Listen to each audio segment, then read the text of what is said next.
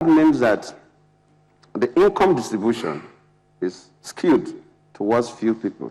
Very few people have almost the whole money belonging to all.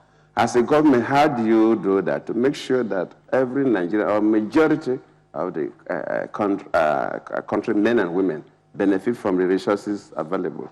And that, of course, that is why the country is concentrated in areas of financial inclusiveness. We are doing that in the agri sector. We are trying to see that how do you have access to finance, or even if it is microfinance, and we are using what we call the electronic wallet, where we use the telephone to access inputs from the farm, either fertilizers or seeds or other agro inputs. We are doing similar thing in the housing sector, where people can own houses over a period that you pay, and you are key into, and we recently launched our mortgage refinance company to make sure that the small mortgage companies have enough funds to give to people, and a number of people are benefiting. So these are various areas because of time. And the key thing the government is interested in that, yes, there are resources in the country. Yes, there is wealth in this country, but the distribution is skewed. And how do we make sure that so many people benefit? And you can only do that by encouraging that small and medium-scale enterprises. That is why even I mentioned about the shopping in my other programs, that we are giving grants, not loans, to young entrepreneurs. In fact, I just discussed with the Minister of Agriculture that we launched a group we call Agropreneurs. Young men and women want to go into farming and want to give them grants to make sure that they do commercial farming and employ people, create wealth for themselves and others. That's the only process government can do, and others, to make sure that income distribution is really, you cannot get uniform income distribution. It does not happen all over the world. But because if anything is working for all these years, they must make big money. So, but at least there should be small money for others. Should I ask you, Jean-François, do you have a jet as well? but on that note, we can discuss that offline if you like. Luckily, we are a good taxpayer. It's a question that's come through from Patrick Zugbede, and the question is, can minimum wages play a key role on creating job creation in Africa? Being an employer, of course, Jean-François, you should give us a bit of a sense of minimum wages, how you deal with the various policies across Africa, and perhaps in many instances the lack thereof. Yeah, minimum wages is a kind of a little bit, for me, a little bit of a vague concept. We live in a competitive world. People who work for us work for a competitive industry, which is a rather high-tech industry. If you take a bottling line in Nigerian breweries today, they're brand new. On average, they're 5 years old at oldest, and they are manned by maximum 7-8 people, and you have to compare it to a Boeing 737 in terms of the price you pay for the stuff and the number of people who operate it, but also the level of complexity. So you can expect from us that we are rather good payers. So working for any of our breweries will yield always something which is far, far, far above any notion of what people would see as a minimum wage. And I think that when you pay good wages, you will have also the best personnel. We are rational. Business people are rational. And I think a good reward is what you should give for good engagement. Obviously, we also look downstream because we employ a lot of indirect people in distribution, in retail, and from sourcing our raw material. You have to look that these people also can make a good living with your products. So you should pay a fair price for the agricultural produce that you take from the land. And you have to give good margins to your distributors, to your retailers, because at the end of the day, those are hundreds of thousands of people who live from your value chain. That's the way you have to look, I think, at the benefit for the people who work in the value chain. Jan, I'd like to pose a question to you from our Twitter feed today, and it's a question from Salia Sheriff. Will bureaucracy ever get more effective and efficient in sub-Saharan Africa? Will bureaucracy ever get more effective and efficient? So basically, I think how how much ease are we going to see in terms of getting things done on the continent? And this is from Salia Sher. Well, I'm not sure I'm the competent person to answer that question. You're with the WTO, I'm sure you understand bureaucracy. But you see, there are nuances in every bureaucracy.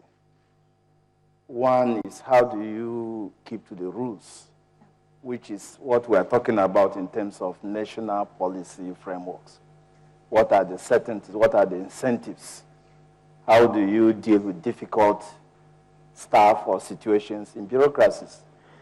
I want to believe that Africa has one of the finest bureaucracies around the world in each of our countries.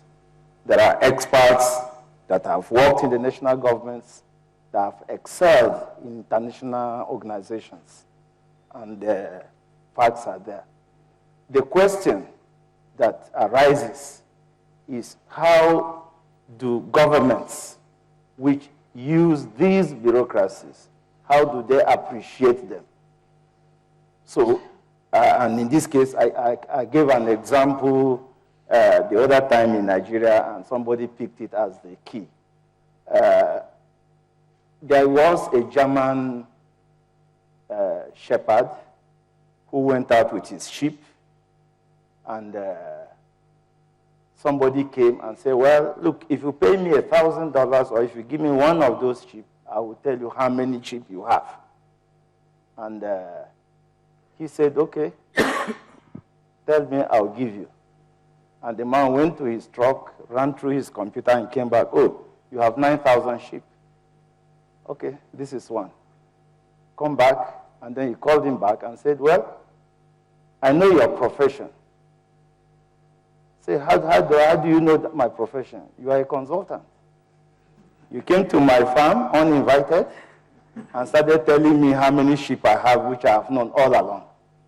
So how do governments use consultancy or expertise outside bureaucracy vis-a-vis the expertise, the knowledge, institutional knowledge that the bureaucrats they have in the service? How do you combine that?